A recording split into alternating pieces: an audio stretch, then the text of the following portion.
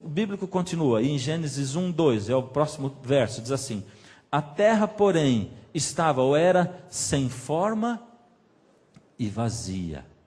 Veja só, o primeiro texto diz assim: no princípio criou Deus os céus e a terra. E esse texto está dizendo para nós que Deus criou nessa época, chamada pela Bíblia de o princípio, que nós não sabemos quando foi, que Ele criou os céus e a terra, o universo estrelado, quer dizer, os planetas, os astros, as galáxias, as estrelas, e todos eles com as suas leis que os regem.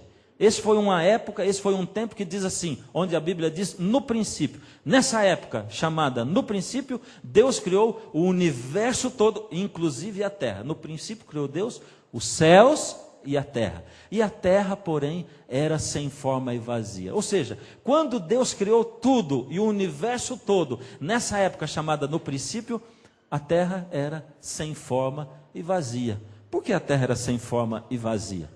Esse texto está dizendo assim, que antes deste no princípio, não existia nada, nada no universo. Deus criou tudo, espaço, matéria e tempo. Essas coisas são complicadas e são até meio filosóficas, né? Quando a gente diz assim, Deus criou matéria, espaço e tempo. O que é matéria? Matéria somos nós, são todas as coisas criadas, são os animais, tudo que existe no mundo, no universo, isso é matéria. Espaço, o que é o espaço? É o universo? Não, porque antes do universo não tinha o espaço. Então, antes de Deus criar o universo, antes desse no princípio, não existia espaço. Ou seja, quando no princípio Deus criou os céus e a terra, Deus criou também o espaço. Antes disso não existia. E Deus criou matéria, espaço e... o que diz aí? Tempo. Deus criou o tempo também. Isso quer dizer que antes de Deus, no princípio, criar os céus e a terra e todo o universo, também não existia tempo. Não existia noite, não existia dia, não existiam horas e também não existia o passado, o presente e o futuro. Deus existe e a Bíblia diz, Deus existe desde antes do princípio. E Deus chegou e do nada Deus criou o universo. E quando Ele fez o universo, a terra era sem forma e vazia. Agora eu tenho que parar aqui um pouquinho. Porque quando eu começo a pregar e falar sobre criação, e daqui a pouquinho nós vamos ver como é que Deus criou o homem e a mulher, e eu fico incomodado, porque eu fico olhando para vocês assim, e eu tenho uma impressão nítida assim, de que muitos de vocês estão olhando para a minha cara e pensando assim, mas como é que ele pode falar essas coisas? Não é possível. Porque eu tenho um livro lá em casa de ciência, o meu livro diz que não foi assim.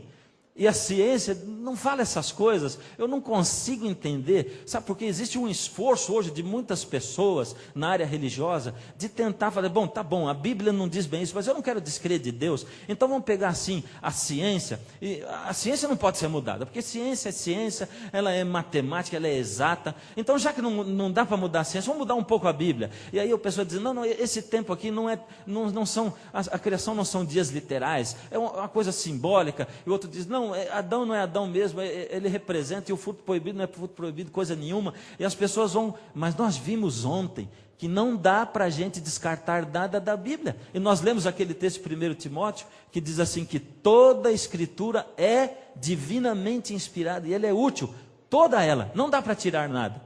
Então eu fico incomodado, eu fico pensando assim, puxa, como é que eu vou ficar falando de criação, e as pessoas pensando aí, não é nada disso, eu não acredito nisso, a história, sabe, a ciência, não dá, então eu tenho que parar e fazer uma pausa, e eu não posso apresentar tudo que eu acredito para você, nem tudo aquilo que eu tenho estudado, não é?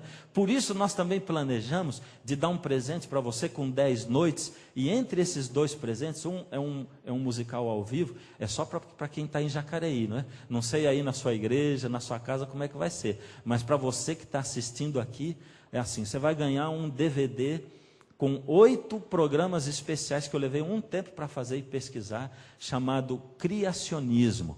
São 8 programas de meia hora, 4 horas de programa, comparando evolucionismo e criacionismo. E hoje eu quero falar sobre alguma coisa que não está naquela série, tá? Apresentar para você alguma evidência. É fácil você ganhar, não é sorteio nada. Você vem aqui 10 noites, você já ganhou esse DVD. Bom, eu cada noite, ontem tive e hoje tenho também declarações chocantes, né? E eu vou lembrar algumas de ontem e vou fazer outras que eu não fiz ontem. A primeira delas, lembrando de ontem, primeira declaração chocante. A teoria da evolução não pode ser comprovada cientificamente. Isso nenhum cientista pode afirmar que a teoria da evolução pode ser comprovada cientificamente. Ela é uma teoria. Essa é a verdade. Ela não pode ser comprovada. Então, como ela é teoria, acontece que se assume em geral e diz, olha, isso aqui é assim, isso é ciência, essa é a maneira que eu creio e a maneira que você tem que acreditar. Segunda coisa, o erro, existem muitos erros dentro do evolucionismo. E isso torna o evolucionismo muito questionável. E você vai ver alguns deles hoje. Só um pouquinho, não dá tempo de eu falar sobre muitos. E se o evolucionismo é questionado, também não pode ser ciência. Porque o que é científico não é questionável. E eu quero dizer para você que eu não sou contra a ciência. Pelo contrário, nós assumimos, e eu assumo, que Deus é o pai da ciência. Ele é o criador da ciência. Ele é o cientista mor, o cientista máximo. Mas a ciência não pode ser, nada pode ser, não é controvertida, você não pode questionar a ciência, não pode ser questionada. Portanto, se evolucionismo não é científico, eu posso questionar o evolucionismo, né? Outra coisa, os evolucionistas estão cometendo agora o mesmo erro que a igreja cristã cometeu no passado. Que erro foi esse? Sabe, os cristãos somos sempre acusados do seguinte, sabe, no passado a igreja travava a ciência, porque sempre que aparecia uma descoberta científica nova, por ser diferente daquilo que a igreja pensava, a igreja cristã dizia não, e perseguiu os cientistas, e isso é fato histórico, foi assim mesmo, e eles nos acusam com razão, porque nós fechamos a nossa mente. Mas por que eu digo que os cientistas evolucionistas estão cometendo o mesmo erro que a igreja cometeu no passado, ou que o cristianismo cometeu no passado? Porque hoje eles não dão espaço para que um grupo de cientistas que acreditam na criação e buscam e encontram evidências científicas de que Deus criou o mundo, eles não dão espaço para que esse grupo de cientistas apareça e pense diferente. Eles dizem, não, é o evolucionismo que está certo. E esses dias eu li numa revista, falando e questionando o criacionismo, e eu ouvi um importante comentarista na televisão, não é, dando uma declaração, chamando quem acredita na criação e os criacionistas de tolos, porque não há um espaço. Eles dizem, não, a verdade é essa, nós acreditamos nisso, e vocês todos têm que acreditar nisso, e eles estão usando a mesma moeda, e dizendo, você é obrigado a acreditar no que eu creio, mas nós precisamos abrir a nossa mente, e estudar e questionar. E é o que nós vamos fazer hoje aqui. Agora veja, o nosso quarto argumento, ou a nossa quarta declaração chocante. Não se pode provar cientificamente a criação. Eu não esperava que você falasse isso, pastor. Como é que pode? Não pode. Não existe prova científica de que Deus criou o mundo, porque se existisse uma prova científica, eu não precisava de fé também. Mas Deus não trata assim.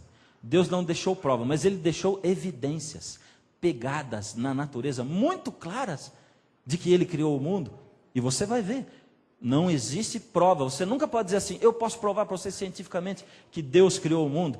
A quinta declaração chocante, é preciso fé para se acreditar no criacionismo, ou que Deus criou o mundo.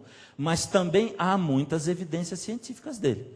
Essa é outra verdade, verdade chocante. A outra verdade chocante é, há evidências científicas do evolucionismo, mas também é preciso ter fé para acreditar no evolucionismo.